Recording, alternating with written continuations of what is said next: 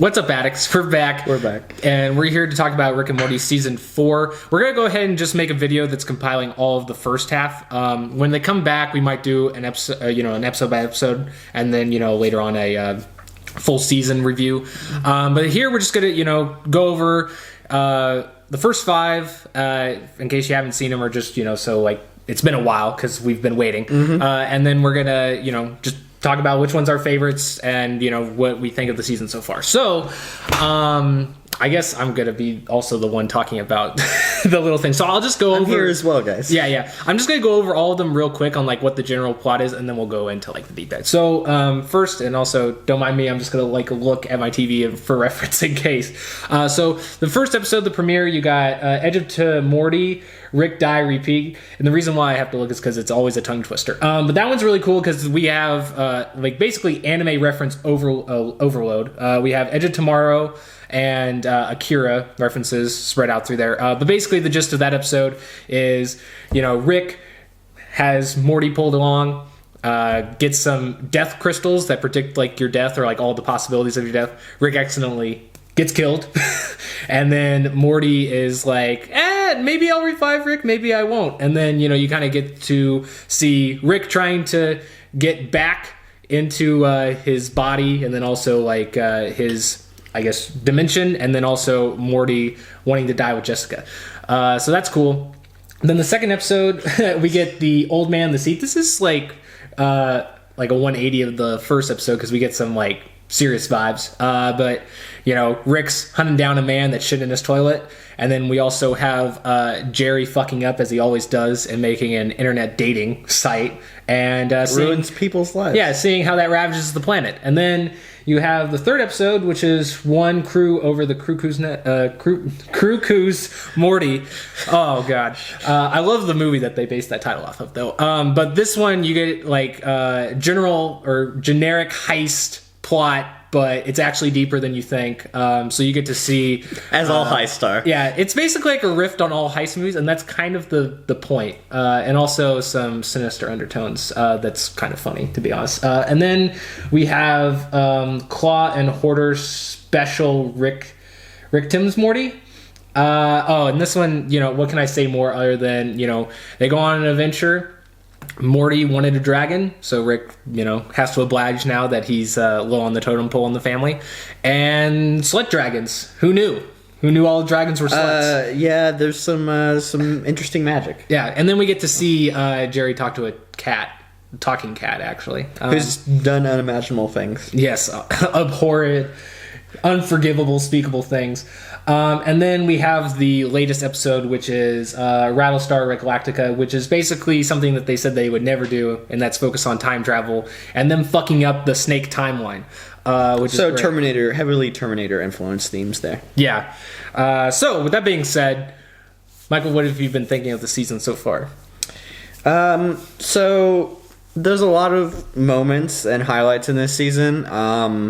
Even in episode 1, there's some great moments where Morty's talking and he says something, I don't remember what it was. But there's a lot of great comments of Morty there, and then obviously the Rick subplot in the first episode is great, where he's popping out into post-apocalyptic shrimp-based universes that also fascistas who also have their own problems. Yeah. But I think probably the standout is the one. There's several that are really standout episodes, but the heist episode was a standout. The fantasy episode was a standout, as well as the snake episode. Yeah. I think looking back on all those 3, they did something that was unique, something we didn't necessarily see in the first 3 seasons, whether it be fantasy, time travel, or just amazingness, amazing parody of an entire film genre. So I think the creativity is there. I think some people had some issues or concerns with Rick and Morty season 3, or at least moving forward, that it wasn't, the same as it used to be. But I think the first half of season 4 is really cemented it that it could go for 9 more seasons, and they have a lot of good ideas and writers. 100 more years.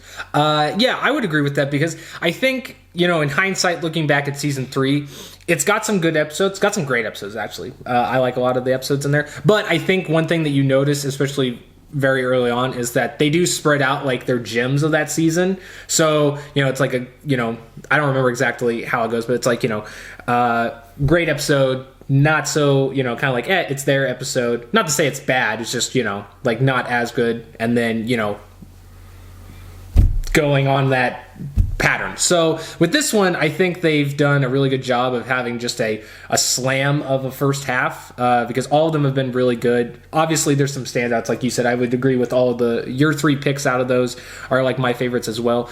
But I think they've just had like it was kind of like their first episode was more humble but still good, because there's some great stuff that they do where, they have more callbacks now because they have enough seasons now and enough episodes that they can really, not only make fun of other genres and other shows, but they can make fun of themselves. So I do love like the return of like the Meeseeks in the first one. And I think that's really good to see like stuff like that return. It's like a way for us to get some of those old characters or like, plot threads without actually having a full episode dedicated. So I like stuff like that.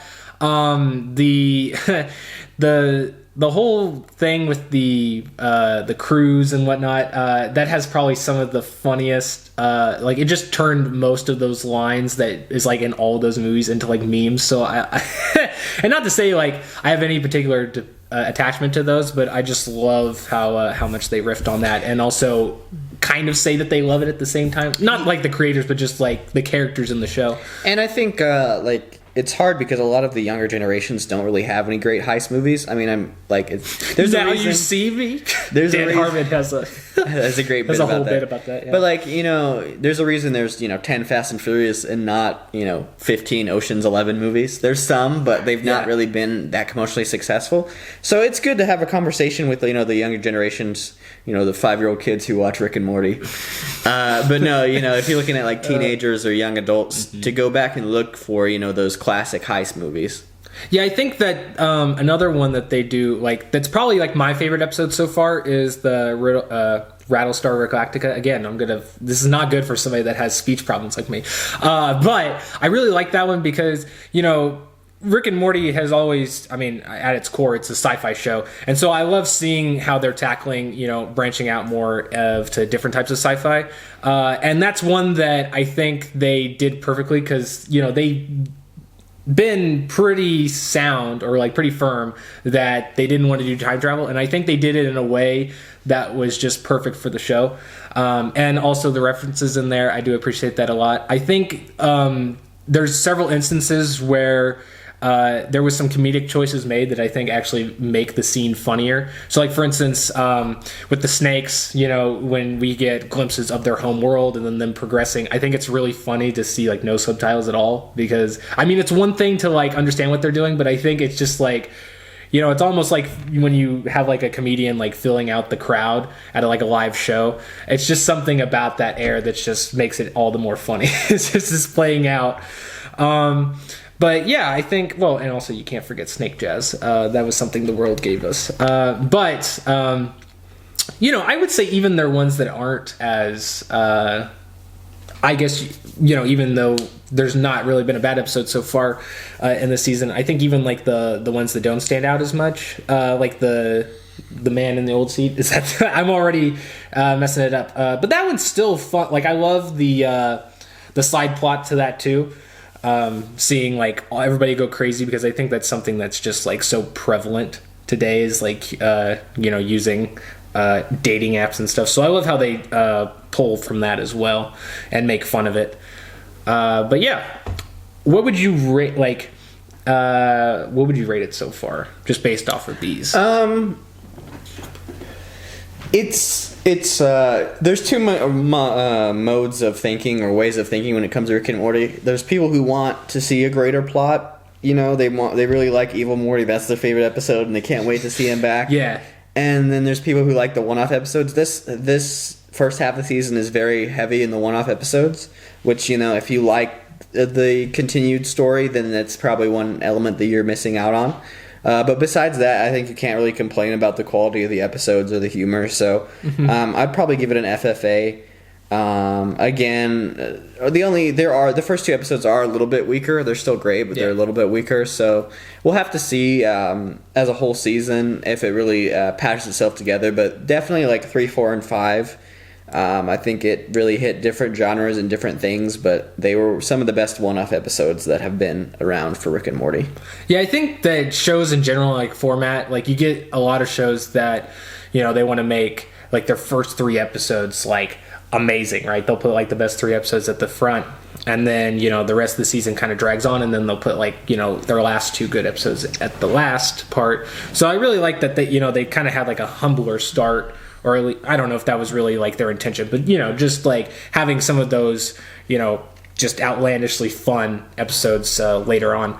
And I can't wait to see what's happening to the rest of the season. I would say my rating is the same as yours. It's an FFA. I think it's just been really fun so far, and I'm just glad it's back. I think as far as like the the Evil Morty stuff and dealing on some more serious tones, I'm personally somebody that I absolutely do want to see it, but I'm perfectly fine waiting, and I'd actually prefer it to be something that maybe we get glimpses of, but we don't get full touch. Like for instance, what they did with what was it, the second to the last episode in this season, or at least in the first half, where they kind of allude to like a storm coming. So I like little things like that, as long as they do little snippets to just keep the fans thinking and theorizing. I think they'll do absolutely fine with their execution. And they have to go back to Atlantis. We have to see that. We missed Get some of that mermaid puss. Yeah.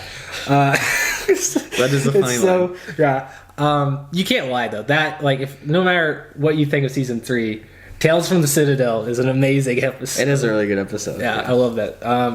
But yeah, so I can't wait to see what else they come. As of right now, we don't know what the release date is. Probably by the time we upload this, there probably will be it, so everybody will be commenting it. But we'll put that down there if that's the case.